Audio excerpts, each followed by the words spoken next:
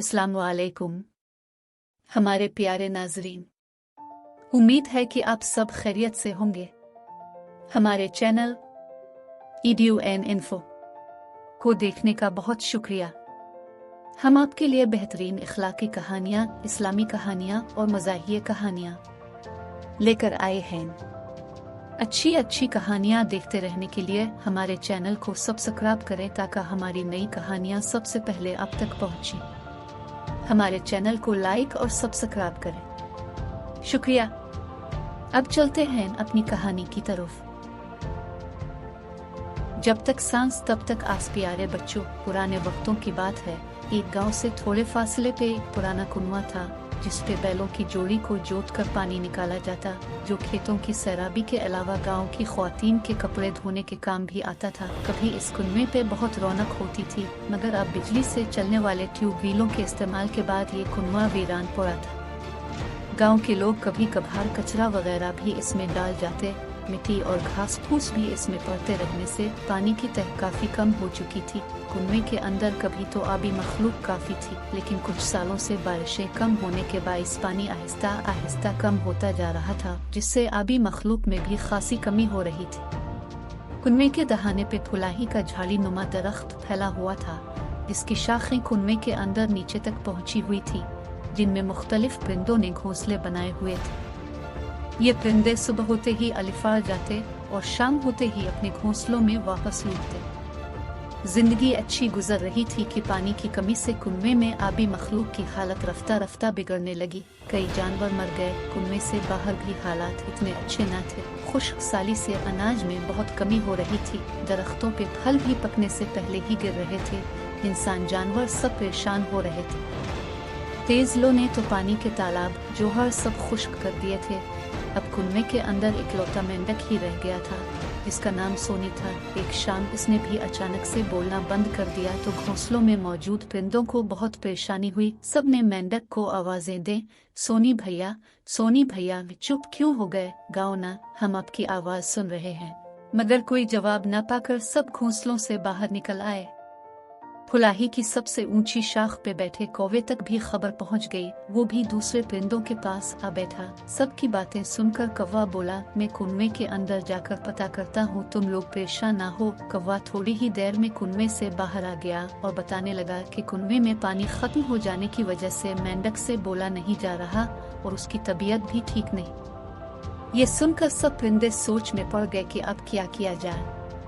तय पाया कि फौरी तौर पे सब परिंदे अलिफार कर जाएं और करीबी तालाब से अपनी चोंचों में पानी भर कर लाएं ताकि सोनी भैया की जान बचाई जा सके। सोनी भैया को पानी पिलाया गया तो उनकी जान में जान आई, मगर ये क्या, अगली शाम को फिर वही कुछ हुआ।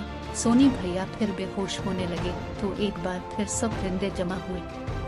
अब के बाद सोनी भैया को पानी पिलाकर सब इस मसले का मुस्तकिल हल निकालने के लिए मिल बैठे। तोते ने तजवीज दी, सब परिंदे शाम घोंसलों में लूटते वक्त अपनी चोंचों में पानी ले आया करेंगे। कौवे ने कहा, नहीं, गर्मी बहुत ज्यादा हो रही है और शाम तक सोनी भैया का यही हाल होता रहा तो एक दिन वो चल बसेंगे। फाख्ता काफी देर से चुप बैठी थी। उसने तजवीज दी कि सोनी भैया को यहाँ से निकाल कर करीबी तालाब में पहुँचा देते हैं। कौवे की तजवीज को सब ने पसंद किया, मगर ये कैसे होगा? अब एक बार फिर सब परिंदे सोचने बैठे। इतने में सोनी भैया की कमजोर सी आवाज, अलिफाबेर, मुझे उधर ही पड़ा रहने दो दोस्तों, लगता है अब मेरे मरने का वक्त आ गया है। बुलबुल फौरन बोली, नहीं दोस्त, हिम्मत रखो, हम तुम्हें मरने नहीं देंगे। फिर चिड़िया ने तजवीज दी, जिसे सुनते ही सब अश कर अलिफा है और अगले ही दिन इस तजवीज पे अमल शुरू हो गया। अगली शाम जब परिंदे वापस लौटे तो सब कुछ ना कुछ लेकर आए। कौवा किसी कचरे के ढेर से कुछ मास्क अलिफाटे लाया, जैसे चिड़िया और बुलबुल ने उन्हें मजबूती से फुलाही की शाखों के साथ एक झूले की शक्ल में बांध दिया। अगला मरहला ये था कि सोनी भैया किसी तरह अलिफा चेलती हुए इन मास्क के बनाए गए झूले तक जा पाए। सोनी भैया जो पहले भूख और प्यास से बहुत कमजोर हो चुके थे, अब बिल्कुल ही हिम्मत हार बैठे थे। दोस्तों के बहुत इसरार पे सोनी ने एक बार हिम्मत करके जो छलांग लगाई तो झूले के दूसरी तरफ जा गिरे। अब तो गोया वो बिल्कुल ही मरने के लिए तैयार बैठे थे। फिर सबने मिलकर सोनी को हिम्मत दिलाई तो सोनी भैया झूले पे चढ़ने में कामयाब हो गए और फिर सबने मिलकर नारा बुलंद किया, सोनी भैया जिंदाबाद, और झूले को ऊपर खींच लिया। अब सोनी भैया कुएं के किनारे अंधे मुन पड़े थे और सूरज गुरूब होने को था। अंधेरा होने से पहले सोनी भैया को तालाब तक पहुंचाना था। एक बार फिर सोनी भैया को तरगीब दिलाने की कोशिश शुरू हुई तो एक नई मुसीबत आन पड़ी। किसी परिंदे को जमीनी रास्ता तो मालूम ही न था, तालाब तक कैसे पहुंचते। अब चींटियों ने हिम्मत दिखाई। उनका बिल भी फुलाही के तने के साथ था और वो भी गर्मी से तंग आकर बिल से बाहर निकलकर बैठी हुई थी।